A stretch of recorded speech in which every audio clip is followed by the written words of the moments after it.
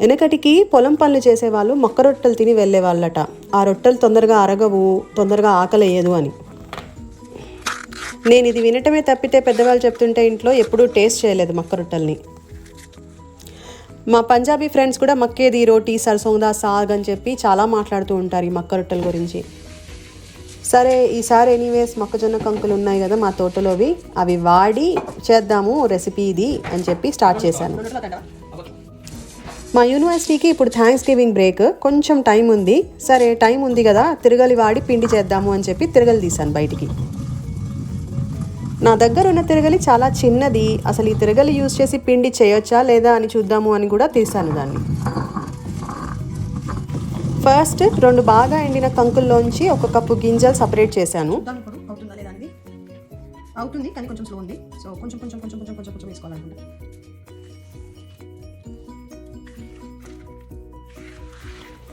తిరగల్లో వేసి నెమ్మదిగా గ్రైండ్ చేయటం స్టార్ట్ చేశాను.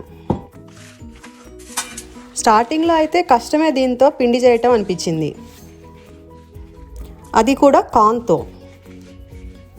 జొన్నలు సజ్జలు అయితే ఈజీగా పిండి చేయొచ్చేమో, కానీ కార్న్ కొంచెం పెద్దగా ఉంటాయి కదా, ఈ తిరగలిలో అది సరిగా తిరగక పిండి అవ్వదేమో అనిపించింది ఆనెస్ట్లీ.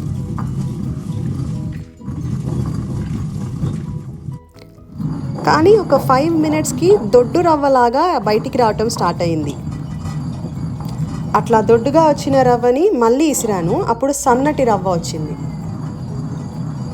అట్లా వచ్చిన సన్నటి రవ్వని మళ్ళీ ఇసిరితే పిండి వచ్చింది, పట్టులాంటి పిండి వచ్చింది, ఇట్లా పట్టుకుంటే జారిపోయేలాంటి పిండి వచ్చింది. ఈ పిండిని జల్లనబెట్టాను, మ్యాక్సిమం పిండే ఉంది, 1 స్పూన్ అంతా రవ్వ వచ్చింది. ఈ పిండి వాడి మక్కే-ది రోటీ అంటే మక్క రొట్టెలు చేశాను. అయితే మనకి ఎప్పుడు చెప్తూ ఉంటారు వెనకటి మనుషులు చాలా గట్టిగా ఉండేవాళ్ళు అని. వాళ్ళకి కావాల్సినవి వాళ్ళు పండించుకునేవాళ్ళు, అన్నీ ఇంట్లో చేసుకునేవాళ్ళు, పిండ్లు కావాలంటే ఇసురుకునేవాళ్ళు, ఏదైనా ఇంట్లో చేసుకొని తినేవాళ్ళు. ఇప్పుడు మనం వాళ్ళలాగా పంటలు పండించట్లేదు, వాళ్ళలాగా ఇంట్లో సరిగా చేసుకొని తినని కూడా తినట్లేదు. కావాలి మంచిగా గట్టిగా అవ్వాలి అని చెప్పి జిమ్లకు మాత్రం వెళ్తున్నాము. అయితే ఈ పిండి చేయడానికి నేను తిరగలి వాడాను కదా, ఒక విషయం నేను గమనించాను. నాకు తిరగలి వాడి 1 కప్పు పిండి చేయడానికి 45 నిమిషాలు పట్టింది. నా స్మార్ట్ వాచ్ ప్రకారం నేను ఒక 30 మినిట్స్ ఫ్యాట్ బర్నింగ్ ఎక్సర్సైజ్ చేశాను. ఈ పిండి చేయటం పూర్తయ్యేటప్పటికి నాకు సన్నటి చెమట కూడా వచ్చింది. నాకు పెద్ద ఎక్సర్సైజ్ చేసినట్టు అనిపించలేదు, కానీ ఏదో కొంచెం మసిల్స్ అలసిపోయినాయి అన్నట్టయితే అనిపించింది. మన పెద్దలు గంటల తరబడి కూర్చొని కిలోల కొద్దీ పిండి ఇసిరేవాళ్ళు. ఇంకా వాళ్ళు జిమ్కి వెళ్ళాల్సిన పని లేదు గట్టిగా అవ్వటానికి. కానీ ఇప్పుడు మనల్ని తిరగలి వాడమని ఎవరైనా చెప్తే అది ప్రాక్టికల్ కాదు, it is just not possible అని చెప్తాము. కానీ ఎందుకు ప్రాక్టికల్ కాదు అని ఆలోచించాల్సిన విషయమేమో.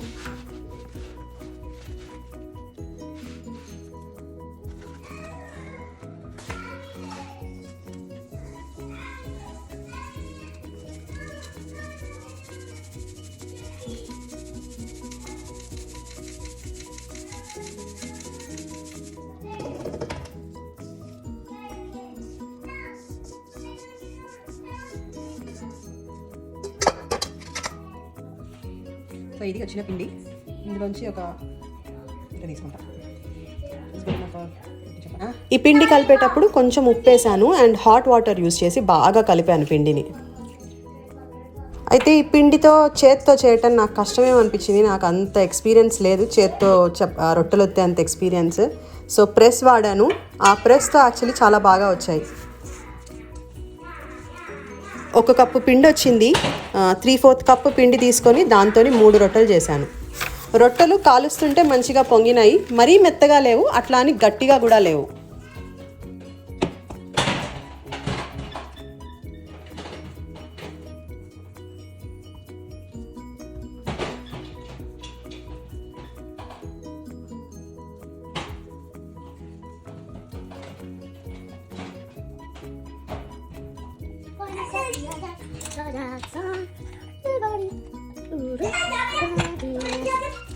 అన్న ఆగడా చేయండి ప్లీజ్ ప్లీజ్ చేయండి. నేను చేసిన తర్వాత ఇస్తా, ఓకే? నేను చేసిన తర్వాత ఇస్తాను. నేను ఎంత మనీ వంట చేసిన తర్వాత ఇస్తా, ఓకే? వంట ఫ్లవర్